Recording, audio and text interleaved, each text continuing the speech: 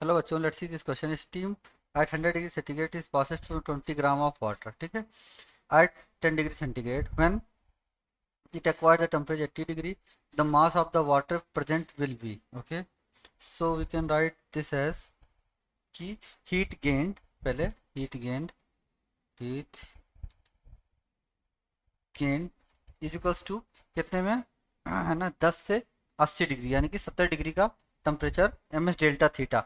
तो m s delta theta, तो यहाँ से क्या लिख सकते हैं, मास कितना है 20 ग्राम इंटू यस कितना है स्पेसिफिक हीट ऑफ वाटर कितना 1 कैलोरी पर ग्राम पर centigrade, that is 1 into delta theta की value 70, that is 1400 calorie.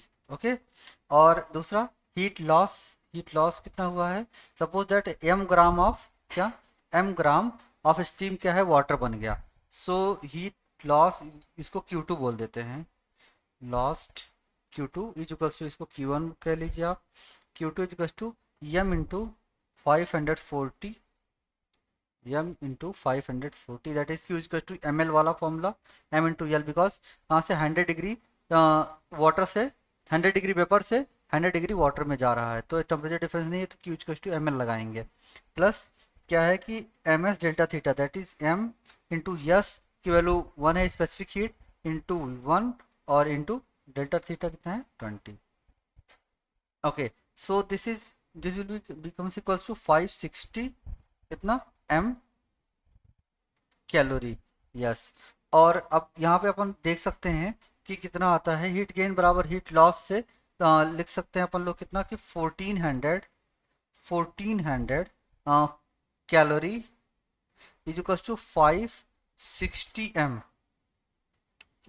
Calorie, sorry, kilo calorie not calorie. And basically this is nothing but m is equals to 1400 upon 560, that is 2.5.